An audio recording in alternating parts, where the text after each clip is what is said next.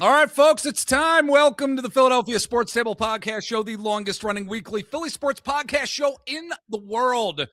We're almost at 13 years. Coming up in April. Man, it's been a while. If you're watching on YouTube, good to see you. If you are listening on whatever podcast platform you listen to podcasts on, it's great to be in your ears. I'm Jeff Warren. I'm here with my buddy Edgecombe Bum this time if you're watching on YouTube. Formerly known as Edgecombe Stan. Well, it's in honor of his Heine. Yes, he took quite a spill yesterday against the Spurs. So he did. Hope he's okay. Yeah, that bum might be hurting a little bit.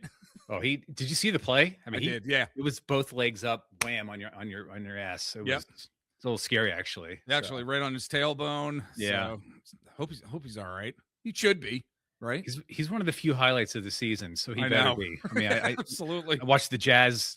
Let's watch the Jazz game tonight. It's like it actually felt like a tanking game, but we're in the playoffs. That's how bad that game was. Yes, we're gonna get into some Sixers talk, and his name is not Edgecombe Bum, folks. It's Eric Leonard. So let's get that right. Let's get that right and correct right off the bat. 13 years ago, man. That's I was a viably young man back then. That's how long it's been going. Yeah. This is we were doing this in our 30s.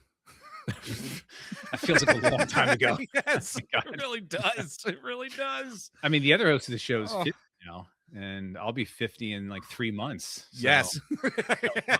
5. I can't do math anymore. Yeah, that's how old I am. So I'm one of the young ones. I'm only 48. You look every year of it. Hey, everybody. How you doing? Well, I mean, the conversations now before the show are about our parents, how old they are, and the hospital visits, and how old we are, and like health issues, or ailments. Yeah, it used to be about like fun stuff, but no, not anymore. Not anymore. Well, I mean, look, we got some fun stuff to talk about on the show. Well, do we actually? Now that I'm looking at the agenda, is it really fun? The last topic's fun. Yeah, the rest of it's you mean with you? With you, it's fun. Yeah, or the show. Yes, okay, you and I. Because I'll say what we're throwing down on the table this week. We've got our good friend Daniel Esche from BrotherlyPuck.com. We're going to talk about the Flyers. We're going to talk about the Phantoms, what we might expect from the organization, and trade deadlines coming up. And this team stinks, folks. Not very good. Not very good. But we're going to get into a ton of Flyers talk during our interview this week. Is your son still into Flyers, watching them, or is he kind of at a point where he's like, boy, it kind of sucks watching this team right now? No, he's still in. All right. The long break kind of zapped his energy a little bit. Okay. It was really long. I know it's the Olympics and the U.S. team won, and it was awesome. But like that, if you're a young fan just getting into it, and they just take like a 3-week break like they did, it's like they the first game back, he was like, oh, they're playing again? I was like, yeah, like it's how long they were. Yep. Well, we're going to first start off with some 76ers talk, folks. We're going to get into a storyline I don't think that's gotten its due this season and should be a bigger storyline. And it's how this team is rebounding, or I should say the lack of rebounding. We're going to get into that particular story. Then we've got some Eagles offseason talk that we're going to be getting into. They signed a defensive end. Also, they're taking a look at Maxx Crosby as free agency is around the corner. And Dallas Goedert is likely going to be heading to another city. Eagles are going to have to find another tight end as it looks at this point in time. Then we're going to dive into some Phillies talk as spring training is here. Positive vibes surrounding the Phillies at spring training. And again, where we're throwing down on the table, a ton of Flyers talk with our good friend Daniel Esche from BrotherlyPuck.com. Dan's always great to talk to. So, Eric, let's get into this Sixers team here. As I mentioned, there is a huge rebounding problem with this team. Yes, they are still number 6 in the Eastern Conference as of us recording this here on Wednesday, March 4th. But this issue is continuing to persist with this team in-game situations. The rebounding is pretty terrible. Excuse me. They're ranked 20th overall in the NBA in rebounding in general. Offensive rebounding, they're ranked 24th.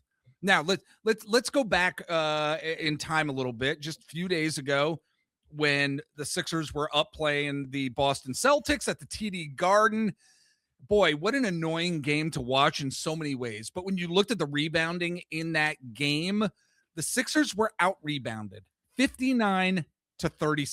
That's 59 rebounds for the Boston Celtics. Sixers with 37 rebounds. They couldn't come up with important loose balls.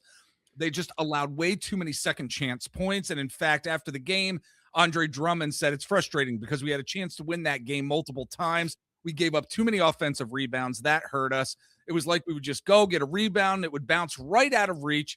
We didn't rebound the ball well enough. Well, Andre, this has been happening throughout the season.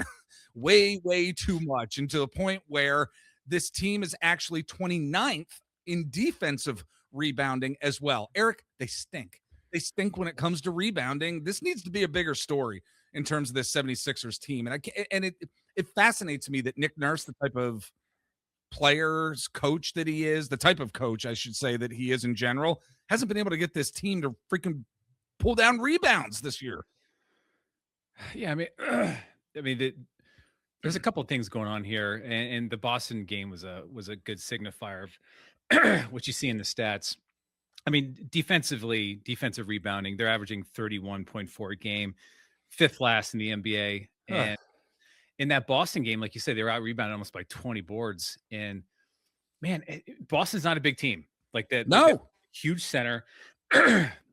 And they didn't have Embiid, but that doesn't really matter anymore because Embiid's not really the big man of the team. Even when he plays now, he's kind of more of a perimeter player. Yeah. He doesn't exactly protect the rim either anymore because he's playing on one leg essentially. So it really comes down to effort, and that game in particular, Queta for the Celtics was all over the court rebounding. And when your answer to that is a decrepit 34-year-old Andre Drummond, who had 12 rebounds in the game, but they weren't like good timely offensive rebounds where you were like when you were down by like 5 points and the game was still kind of close and you still had a chance to win. A lot of those rebounds, he should have got offensive rebounds, didn't get them. They really needed a key defensive rebound, didn't get them. They're missing the rebounds that kind of turn games when the games are close. And I really do think it speaks to, I mean, I'm in a couple Sixers text threads, but one like serious one. And over the past couple of weeks, besides hating Daryl Morey because of the McCain trade and not doing anything about, not doing anything with the stuff they got back from OKC, is the players, like, they're not playing hard enough for him. Yeah. And I think that's on Nick Nurse at this point. You've got almost a mash unit out there tonight playing against the Jazz. They won by 4 points, thank goodness. But just that they have players that can play, really hard and should be giving it their all the time, because basically they're like almost two-way players at this point, like on 10-day contracts, some of them, and they should be out there busting their ass. And it's just not happening. And when you have like a mash unit like you did tonight, like you need to go on the floor, like burn your skin. There should be blood happening, like, for rebounds, and it's just not happening. And I think it's starting to, Nick Nurse is kind of the problem here. I think that's like when a team starts to not listen to their coach, you also see like they're not hustling as much either. And I think that's really what's happening. And I can't imagine Nick Nurse is back next year. That's just my take. That's a really good point, because we're not talking about that a lot either. Like, what is going to be the future of the head coach position, and what type of head coach is actually going to work with this team, and what the hell type of team are we going to have anyway? Like, I feel like it's what's happening with the Flyers in a way where they're just hovering over this. I don't want to say it's a nothingness, but there's potential, but it's not being grabbed. That potential is not being grabbed, whether it's by the coach, whether it's by the players, because it's a pretty talented roster on paper. It really is. And if it is Nick Nurse, I think it's a talented roster. You don't think it's a talented roster? No, I do. Okay. They have some pieces. And when they play the Celtics without Jason Tatum, like, Jaylen Brown is an awesome basketball player. He's probably in the top 5 or 6 right now. But I'd say Maxey's right there too. They should compete much better with a team like that. and they just got out hustled. And you see Missoula coaching. That guy is fighting to the death every game as a coach. Yeah. And you can see it in the players as well. I mean, the Shireman, the white kid, came off the bench, was covering Maxey one-on-one a couple of times in the third quarter. And I'm like, this guy's playing like it's the finals. Yeah. He's getting loose balls. He's hitting 3-pointers. And I'm like, we need someone like that, or we need a coach that can push the players that we have that are just as good as Shireman into playing like that. And I think I'm only bringing up Nurse because I think like they have, to speak to your point, like I think their roster is talented. They're just not getting pushed hard enough. I came up with the idea, like Tom Thibodeau is just out there. He's not coaching right now. Right. And, the thing with Tom Thibodeau is he pushes the starters to the limit, plays them way too many minutes. And that's why they got rid of him in New York with the Knicks. But he took him to the Eastern Conference Finals, man. Yeah. And my thing is like Nurse is already doing it anyway. Maxey plays like 40 minutes a game. Edgecombe is 20 years old. He's playing 38 minutes a game. Right. If you're going to be playing max minutes anyway, go get a coach that's going to push him to the limit, because they're just not responding to Nurse at this point like they should be. Yeah. It's a good point. Maybe look at Thibodeau. I mean, at this point, I'm thinking just someone like that, like just someone who could really, like. Hell, I'm thinking they bring back Maurice Cheeks. Oh God. I love Mo, but yeah, I know. All right. Any other Sixers talk here before we have to go to our first break here? Well, I mean, thank goodness they won tonight, because this would have put them into the play-in situation at this point. Yep. They would have tied for like the 7-8 spot, and the Hornets are on fire. They're like 21 and 6 in their last. It's ridiculous. They won again tonight. They won last night in Boston, or tonight in Boston, and that team's going to skyrocket past us. We have to try and stay into the 6 hole, because you go into the play-in. I mean, you're just tacking on more games to a team that. But I will say this: we talked about this in the preview show we did a couple months ago. This could be a scary team once the playoffs start, if we can get into the playoffs. Yes, because if Embiid is back and Paul George is back, like that's a lot of ammunition to get through. Definitely the first series. Yeah. If we want to play the Knicks, like, because right now, if it ended, we play the Knicks, and I'm sure they'd be like, oh my God, we got to play Maxey, Embiid, Edgecombe, and George. This is our first round matchup. Like that sucks. Yeah. So there is like a light at the end of the tunnel, kind of. But this part of the season right now, with the game, like I said tonight, looked like a tanking game for both teams. Like we need something like that, because things don't feel so good right now. They don't. Yeah, you're absolutely correct. Let us know what you're thinking about this Sixers team. If you're watching on YouTube, leave us a comment below. Love to hear from you. We'd also love to hear from you over email, philadelphiasportstable@gmail.com. For those who have emailed us and we haven't been able to get to your topics here, one of the issues is me and my ridiculously busy life at this point. I'm missing things for my kids, for God's sake. I'm like, what? I have to pick you up tonight? And that says a lot about you and I, because the kids are, it's like our lives don't matter. Exactly. Kids are everything. And I'm like, what? I got to pick you up? I know. All right. We're going to take a break. When we get back, folks, we got some Eagles talk coming your way. Phillies talking, of course. Great interview talking about the Flyers. We'll be back in just a bit. All right, we're back. I'm Jeff Warren here with Eric Leonard, better known as Edgecombe Bum, here on YouTube. And as the Eagles offseason is persisting here, they've signed a defensive end, folks. They have signed a defensive end, Taquan Graham. Taquan Graham. Who is he? Exactly. Who is he? We don't really know at this point. Obviously a depth piece. I mean, he was on the Eagles before. Practice squad, his practice squad contract expired at the conclusion of the 2025 season.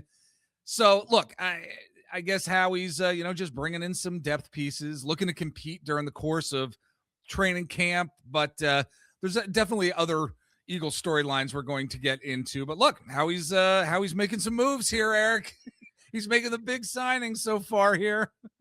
Yep. And guess what, folks? That's it. Wait, let me get the ticker on here. Eagles sign a defensive end. And guess what? I'm taking it right off. There we go. This reminds me of the Eagles like in 1996 or 7. Yeah. And it was like Eagles signed Bobby Joyce. And they were just terrible. And it was like, yes, I don't even follow this team barely anymore. Like, what's the point? Yes. And we're only 1 year removed from the Super Bowl here, right? No, I know. It's just, I mean, I know. The next topic. Next topic is a little saucy here. Oh my gosh, boy. We know each other, baby. Yeah. Wish we didn't. Well, the Eagles are keeping their eyes on Maxx Crosby. Maxx Crosby could potentially be an Eagle. Do I think it's going to happen? My gut is telling me no, just because I don't know if Howie's going to give up what needs to be given up in order to get one of the best pass rushers in the NFL. I'm holding out hope, maybe, because I would love to see this guy on our team. I mean, he's got that Philadelphia energy, I think, for sure. The Eagles Nation would absolutely love having Maxx Crosby here, but they're keeping their eyes on him at this point. I would love if he was on the team. I'm sure you would too, Eric, right? Oh my God. I mean, the Philadelphia crowd would love him. He's tatted up. He's a tough guy. I was just going to say real quick, he's been with a team that's just going nowhere. I could not imagine being as good a talent as he is, always like working to 100% constantly all the time, and nothing to show for it except millions of dollars. I know that, but I just, him going nowhere in Las Vegas, just, it must be a bummer in certain aspects. And it does kind of suck too for him, because like they're gonna draft a quarterback first overall. They have a new coach in place. It seems like things might turn around there, but probably not. And for all of a sudden, he's a free agent. He's going to move on. It's like, wait, this team might get a little better. Like, are you kidding me? Like, yeah. Thank you for the money. But one thing, like, what was the injury that he ended the season on this past year? I honestly am not sure. I'm forgetting off the top of my head. I can look it up, because it was. I seem to remember it being something like not good for. What is he? How old is he? 30 at this point? I think, I think he might be 30, and I think he was. I'm trying to see what it was right here. It was a knee injury. Yeah, and torn meniscus. Yeah, not good. Yeah, and not good at all. But maybe that'll bring down the price right a little bit. Maybe boost the Eagles' chances a little bit, considering that. So he'd be a great fit. They need it. They do, because from I was going to say, from a pass rush standpoint, I think they absolutely do. Yeah. I mean, Brandon Graham, is he really going to come back and make that much of a difference? Nolan Smith had a pretty, you would say, quote, down type of year, and he was injured throughout the year. Jalix Hunt, he had 3 interceptions. He had that. He had some really good defensive plays, but wasn't necessarily like the great consistent impact player that the team needs. I mean, they absolutely need some pass rushing skill sets coming in here during this offseason. We're talking like already established outside of the realm of the draft. Yeah. And like with Davis and Carter in the middle, we always talk about like those guys are there to just unleash the guys on the end. But at this point, it's like, well, those guys are like, they need some end help to help them out in the middle sometimes, because they can't do everything. Our pass rush this past year was just pathetic. Wasn't great. No. Wasn't great. No. So I mean, if they wanted to take a flyer on him, because the funny, like if they did and they paid him a lot of money, I wouldn't complain. Because the cap in football is just ridiculous. It doesn't even exist. I mean, I know people say, "Oh, how can you?" No, it doesn't. Like the Cowboys just the other day, like restructured some contracts, and now they're under the cap. CeeDee Lamb and Dak Prescott's. Yeah. Like there's NBA teams that are over the cap and then the double luxury tax for like 10 years. Yeah. Somehow the NFL, like that decrepit old man, one day sits down and goes, all right, we're under the cap now. Like that's how easy it is in the NFL. So if they want to sign him to some kind of deal and the money's a little too much, so what? Just make it happen. Yeah. Because what's the window for this team, honestly? Like you can't just keep saying, "Oh, we got 5-6 year win." That doesn't exist anymore. It doesn't, especially with injuries. I mean, the way the offensive line was injured this past year and how it affected every freaking game. And they still won the division, but man, it was nothing is certain. Nothing is certain in the NFL. And, we talked about on the Table Talk interview show this past week with my guest, the fact that nobody saw the Seahawks and the Patriots doing what they did this year. And yeah, the Seahawks on paper were a pretty good team. The Patriots had the easiest schedule in the NFL, but still, you don't know from year to year what the hell is going to happen. Nobody thought we were going to see a Seattle Seahawks and New England Patriots Super Bowl. Nobody did. No, and I barely saw it. I was in a hospital bed. That's right. Folks, it was like a 16-inch TV, and the speaker was through the remote control. That's where I watched the Super Bowl. The huge and the big, like the big remote with the spirally freaking thing on it. I can change the channel or call the nurse. Yes. Yes. Oh my God. Yeah. All right. Yeah. Good times, folks. We're getting old. Yes. And somebody else who's getting a little old on this Eagles team, and he's going to be hitting free agency per reports, and that is Dallas Goedert. Dallas Goedert is likely going to be heading to another city, and the Eagles have a big issue here with this.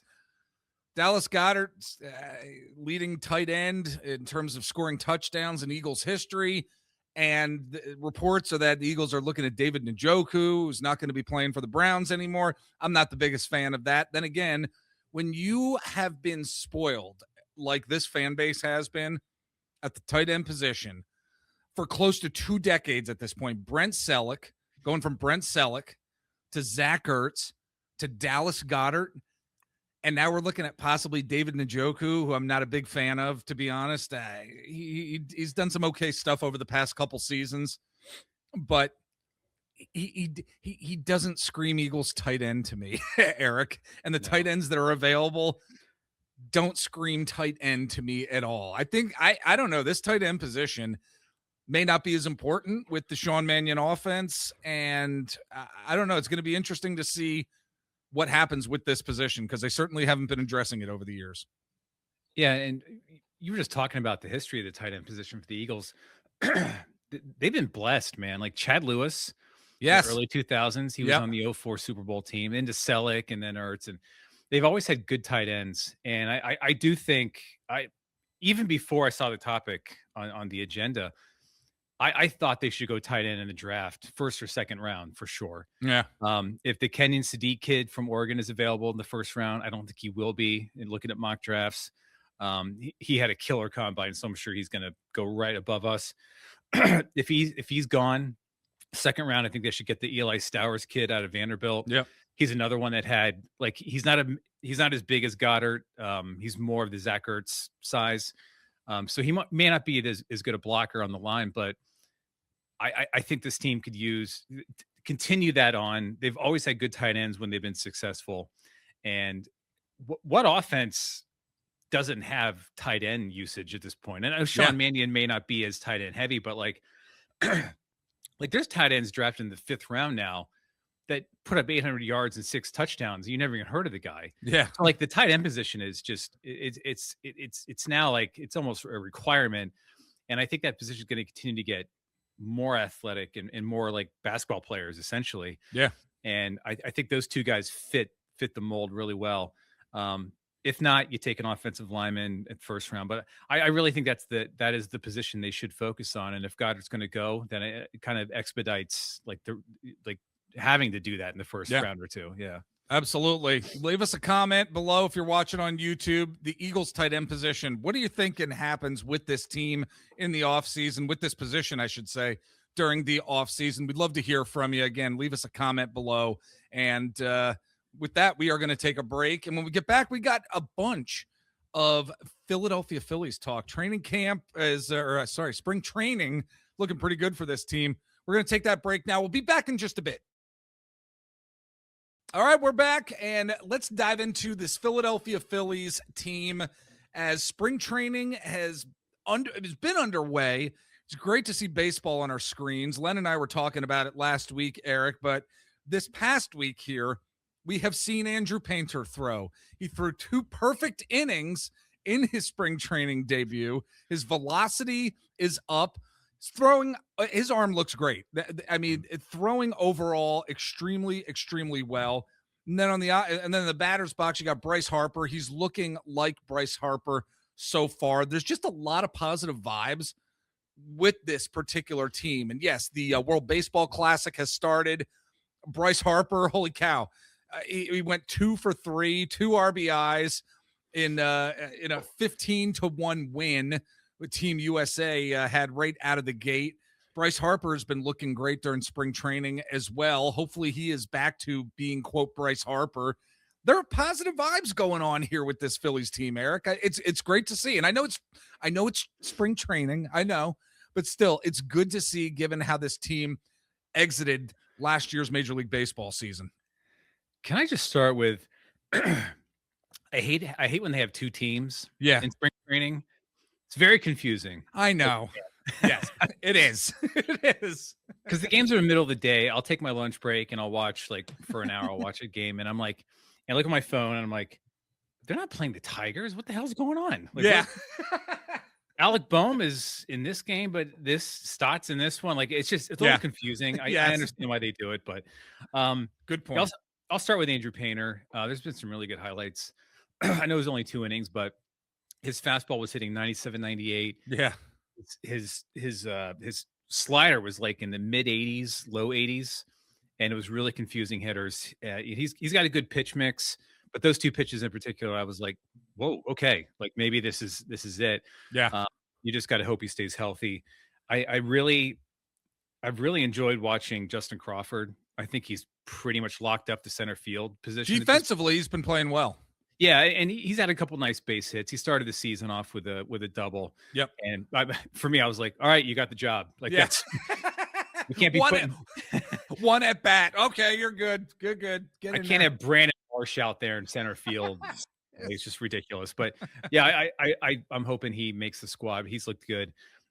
Bryson Stott looking great. Like and it's I think I've said on this show the past year, last year, like they need one of these young guys to like just pop their event. And Stott's barely young anymore, but Alec Boehm's probably not that guy. Hopefully Stott can do it this year.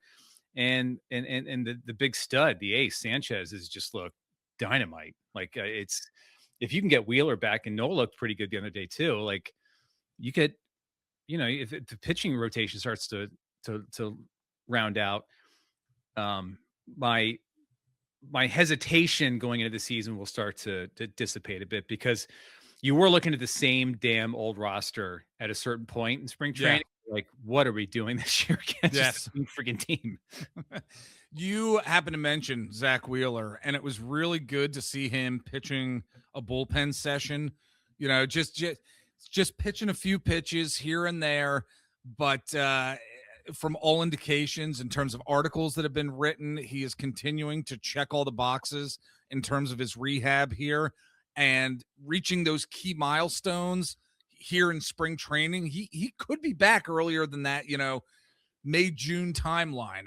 I don't think you want to push it, of course, at all. But the fact of the matter is, he said things are feeling smooth and natural in his first mound session since the surgery. So, I mean, that's positive. Again, more positive vibes coming from this team here. I feel like the rug's going to get, pulled out from under us.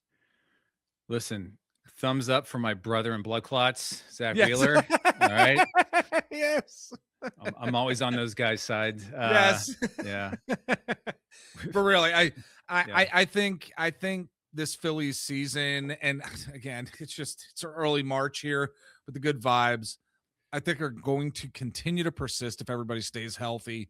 And I am genuinely thinking that it's going to be, again, the division for the Phillies to lose. You look at what the offseason was for some of the other teams. The Mets remind me of certain Philly teams where it's like, okay, you have all these great players on paper. Now prove it to me. Prove that you're going to be able to do it. It's like with some of the old Sixers teams over these past few years within our contemporary history. Yeah, you look great. Now prove it that you're going to actually be able to do something with it. And until the Mets can actually do something, I still say, you know what? You're still a middling team here at this point until you can prove it.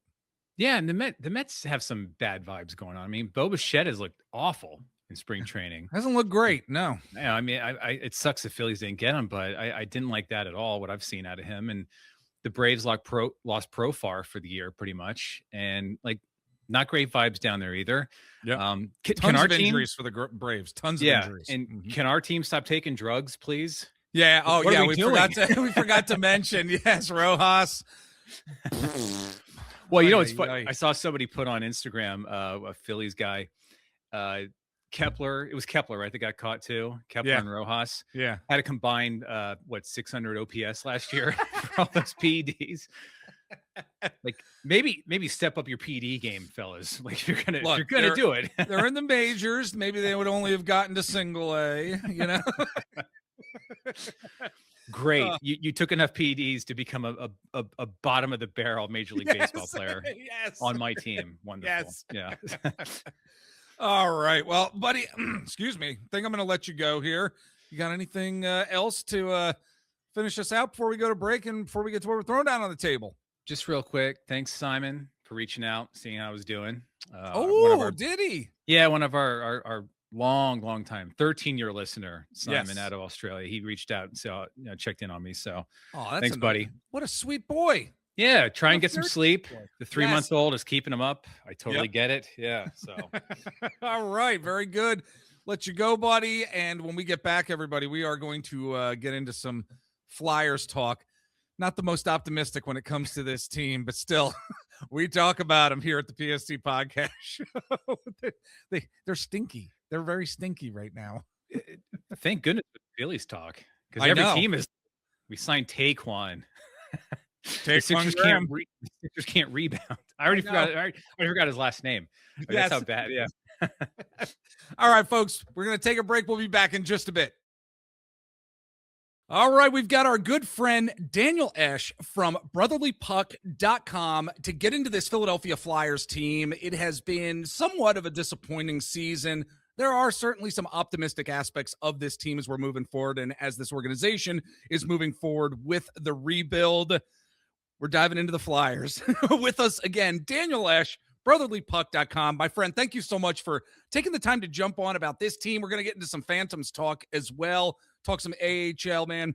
It's good to see you, my friend. Yeah, good to be back. Always love taking time to hop on this show. Absolutely. I appreciate you taking that time, too, given what this Flyers organization and the team like really at this point. It's been a slog of a season in many ways. And in all honesty, before we start getting into the topics that we were going to dive into, I mean, I think a lot of it is Tyson Forster and just not having him around for the majority of the season due to that injury. I think a lot of steam was taken out of the train in terms of that injury. Just my opinion, and I think that injury mattered a lot more than we initially thought it was going to. Yeah, I mean, as a fan, he was one of the guys you really wanted to see take a step forward, especially after the way he concluded last season. And just as a player, he's so critical to both sides of the puck and the way that they play that. Losing him just all around, I think, hurt just both the fan and the actual team aspect of the season. It did for sure. But look, I like I said, and maybe I'm grasping at straws here, we've certainly seen some positives from the Flyers this season. Certainly have seen those negatives for sure. And I feel like we are in this holding pattern, as I have described here on the podcast show as of late with this team. I feel like this thing that's just hovering over this team, this holding pattern here. How would you define the Flyers rebuild at this moment, right here in March 2026, Dan? I think the reason why it feels like a holding pattern is because we've kind of been here before with the two previous general manager regimes where Hextall had his time to say his piece and promote his plan, and then he took the team to a certain point but couldn't take him any further. Fletcher came in with his rebuild, retool, whatever the catchphrase was that week, and he got him to a certain point and couldn't take him any further. And Briere's had 3 years now to do his thing, and we're kind of at the put up or shut up phase, right? Of hey, let's make some progress here. Let's take that next step and do it. And the Zegers addition was nice last summer, with the deadline here in a few days, and particularly when this offseason comes up, it'll really be his job to get this team on track, to put his fingerprints on there, to actually see if he's the guy that can take them further than just this weird pseudo bubble team they're sitting in right now. Yeah. So I think that's why the holding pattern exists, because this is not unfamiliar territory for us over the last 10 years or so. I get the feelings within the fan base. I feel like this every now and again, especially during the course of this season, where I'm like, it's just never going to happen. It's just we're at a point. I get that mentality every now and then, but I like to be an optimist. Do you think we can get to that next level like a lot of other teams have done? Do you think we can actually get there? They could. And the phrase that I like to use a lot is in a bubble when analyzing the team, because like individually, player by player, there's not a lot of bad players here. Right. There's just a bad mix. It's a bad construction. Yes. Most teams have that bona fide top line and then a solid second line, and the bottom six is whatever. The Flyers have like 3 second lines, and they're heavy on the wings and weak at center, and just everyone is so interchangeable.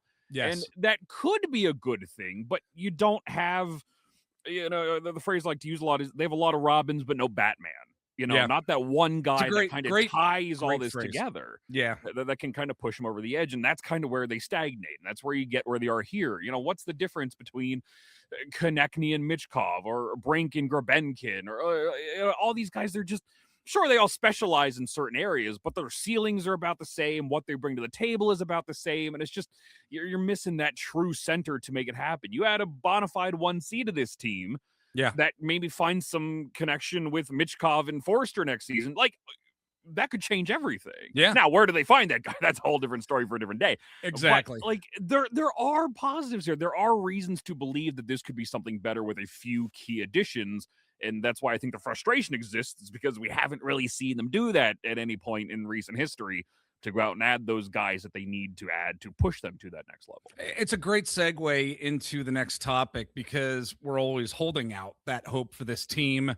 And some of us do, try to look at the positives as we're moving forward here. So what are those optimistic aspects that you have about the Flyers here in 2026, where we can actually like sit back, or you can sit back, Daniel, and say, this element of the team could really put them over the edge if and when they get some top tier talent in the future? I mean, you kind of talked about that, the 1C, getting that dominant center, of course, but are there other aspects of this team where you can say, what, they could be put over the edge if they get some top tier talent because of this, or this? Yeah, it's mainly just finding the driving force at forward, I think, tends to be the biggest piece here. You got Michkov now, who's kind of being hamstrung by Ritakit a bit, and just a sophomore slump in general. Martone's on the way. We'll probably see him as early as the end of this season, depending on if he signs or not, or going into next year at least. You got options here. If Forster comes back at relative health, your forwards are fine. You just need somebody to push them, particularly on the power play. Yes. With the Giroux, ever since Giroux and Voracek left, they just have not been the same on that power play. If you found something that could spark that, something that could spark even strength. This defense isn't terrible. You could argue could be better, but it's not bad. The goaltending, at least with Vladar anyway, he can hold his own back there. Yep. Like there's enough foundational pieces here where if they really wanted to go out and spend and find the guy via trade or free agency or whatever, and again, it's just such a terrible offseason to do that. But one or two of those guys, those well-placed additions, could help the overall product here. It is salvageable if they wanted to go out and make the move to do it. Yeah, absolutely. And with the trade deadline coming up just 2 days from now, as when we are recording this podcast episode for the folks listening out there, trade deadline March 6th. And you recently wrote on Brotherly Puck your thoughts on who the Flyers should really think about moving at the trade deadline here. So let's get into it, because I wonder if they could get that top tier talent that they have been looking for in a variety of ways. I don't know about 1C at this point, but you named your top guys, Rasmus Ristolainen and Noah Cates. They're kind of at the top of your list. So again, let's talk about why and what the Flyers might actually be able to get in return for some of the players that you mentioned in your piece, Daniel. I mean, I'm thinking it's going to need to be a lot of talent, a lot of prospects, maybe some draft picks if they are to get that top talent. So I'd love to go through your list here and talk about this before the trade deadline. And for those who are listening after head on over to brotherlypuck.com. You can check out what Dan was writing about. So let's get into it, man. Yeah, I mean, Risto's number one. Yeah. And it's, as we draw closer, amazingly enough, 50-50 whether or not they do it. But, right. He's the top guy. But so much of this, the Noah Cates piece, Bobby Brink is the other one that was probably the most notable immediate danger of getting traded. They need to subtract from the roster just the way it's constructed. Everyone's under long-term contract, and it's all kind of stale. There's not a lot of natural progression, especially coming up in the 2026 offseason.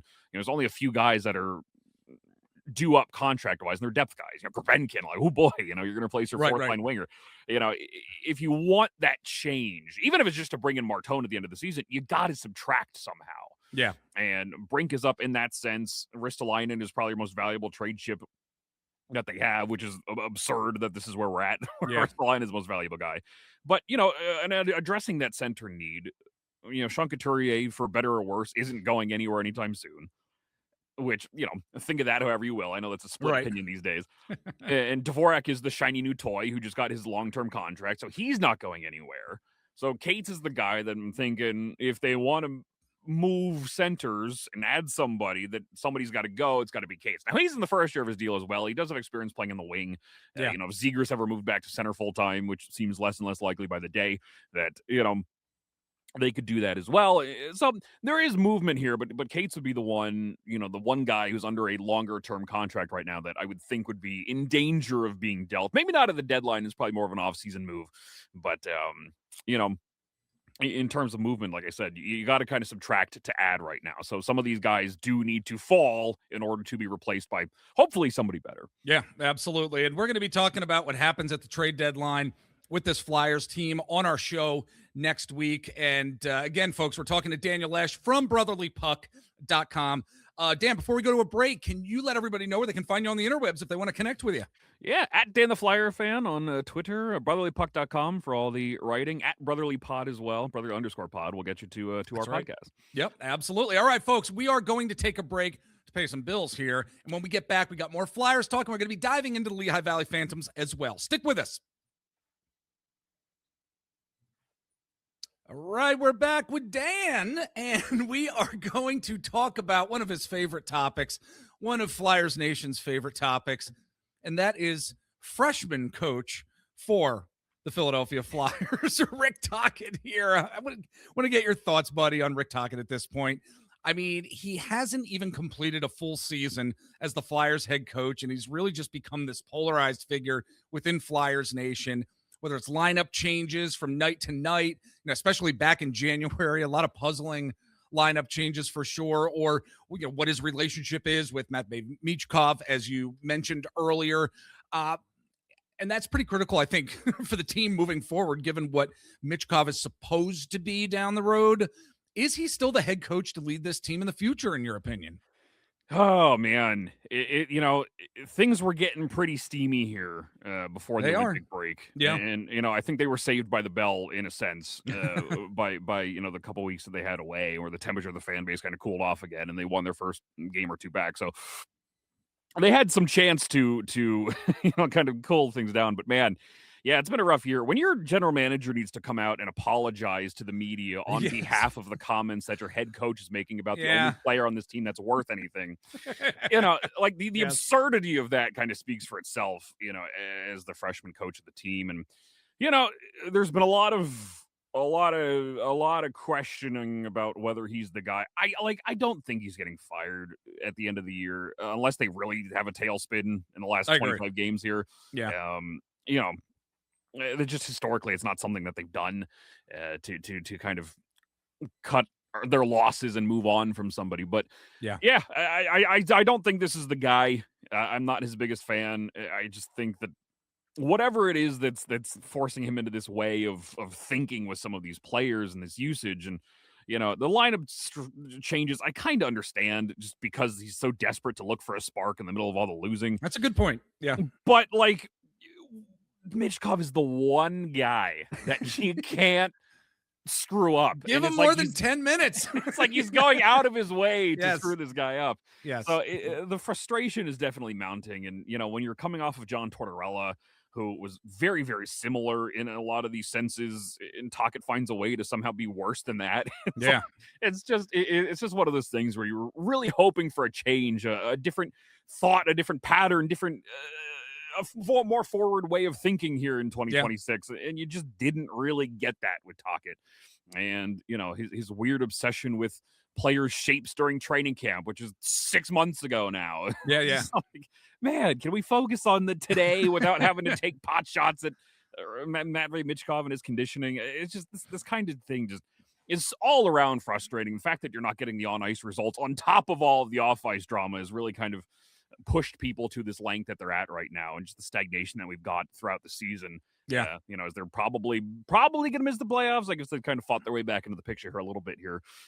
But it just feels like more of the same. Exactly. And, the mix of overall conditions to, the Tortorella, to Michkov, all this stuff kind of comes into one, and it's like, just not the guy that they probably should have hired to steer this ship right now. Right. I had so much hope. I really did. I think all of us were so looking forward to not seeing John Tortorella out there. And honestly, for the first month or so, it's like, all right, let's, things are going great here. And all of a sudden a lot of us feel like, okay, this is like John Tortorella 2.0 at this point. And that's the disappointing aspects of it. But let's pivot right now and dive into the Lehigh Valley Phantoms, because, if there's one thing that is really important in sports, specifically in baseball and hockey, are farm systems. And, we've certainly seen some ups and downs with the Lehigh Valley Phantoms over the years. If you do follow the AHL out there, John Snowden, he's the head coach for the Phantoms, and like Rick Tocchet in his first year. But I'm wondering, what are your thoughts on Snowden as a head coach? I know you follow the Phantoms religiously. And what do you make of the Lehigh Valley Phantoms organization in general, and where the team has gone over the years here? Yeah, I've not been overly thrilled with Snowden. It's been a bit of a rough season for the Phantoms. It has. Yep. On paper, they looked really, really good going into the year. A lot of influx of these young guys coming in that are supposed to be, their top prospects, and they just didn't really amount to anything. They had call-ups, they had injuries. I don't know how much of this is on John Snowden's shoulders. I think he's going to get a mulligan next season with more of a veteran group that has some experience that can figure it out a little better. So I don't know how much of this falls on his shoes. This was a guy that was highly regarded as an ECHL coach, and they brought him in. He's obviously succeeding Ian LaPerriere, who was here for quite a while. Coaching-wise, it's just the call-ups and injuries have affected this team pretty heavily this season, and it's led to a very, very not great on-ice product. They're still in a playoff spot, mainly because they're a team that are just worse than they are right now. Right. But, overall, I don't think we're seeing the same level that we saw out of them over the last couple of years. It seems like they were starting to take steps forward and make it, and just the roster change just did not shake out in their favor this season. Some of the young guys in net, Carson Bjarnason and Alexei Kolosov have had quite the wild ride back there. The defense has had its moments of weakness. That tends to be the defense collapses and the goaltending just can't save him. Has been the story of the last little while with this team. So overall, been a less than stellar season with the Phantoms, but it can just be chalked up to the young state that the team is in, and injuries and call-ups of, stuff that's out of their control has made it a rougher campaign than I think they were expecting going in.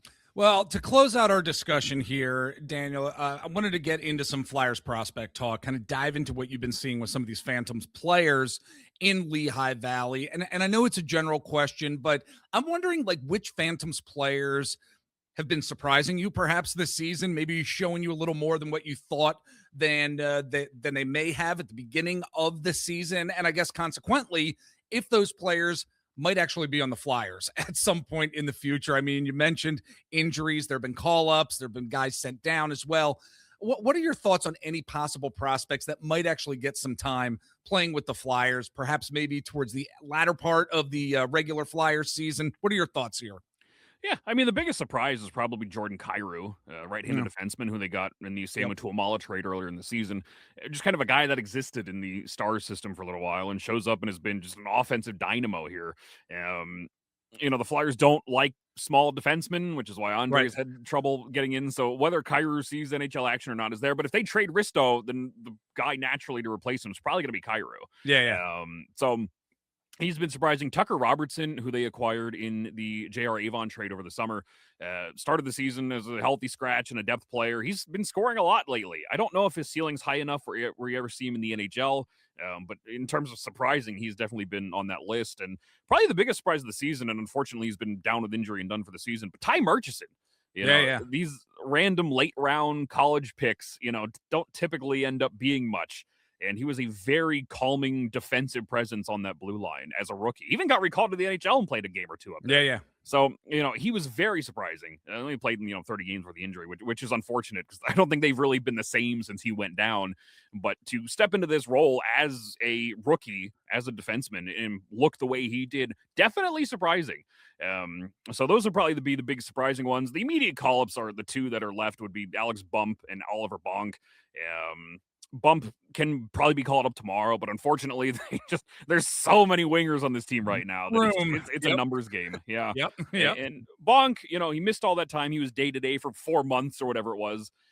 He missed rookie camp, missed regular camp, missed the beginning of part of the season. Did not look sharp at all when he first came back, but he's definitely turning it around. He's starting to look a little better. I think he's being utilized a little better as well, more to his favorable capabilities. So I don't know whether or not you see him again. If they move Risto, they may call Bonk up for a time, but I would assume that he's probably going to get the rest of the year with the Phantoms to just kind of marinate and continue to develop a little more. But I would assume Bump and Bonk are probably the two most notable guys as immediate potential call-ups on the prospect front that we could see here over the last little bit of the season, especially depending on how the trade deadline could go.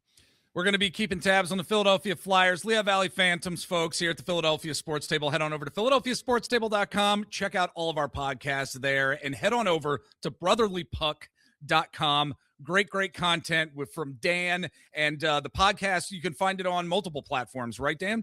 Yeah, it's everywhere you can find your podcast, Brotherly Pod. Brotherly Pod, great podcast. Folks, that's going to do it for us here this week. Take care. We are going to have tons more content next week here at the Philadelphia Sports Table podcast. And Dan, thank you, my friend, for jumping on. Always love talking Flyers with you, NHL, talking about the Lehigh Valley Phantoms. Come back and join us down the road, my friend. I'd love to have you back on the show. Oh, absolutely. Anytime you need me, Jeff, I'll be here.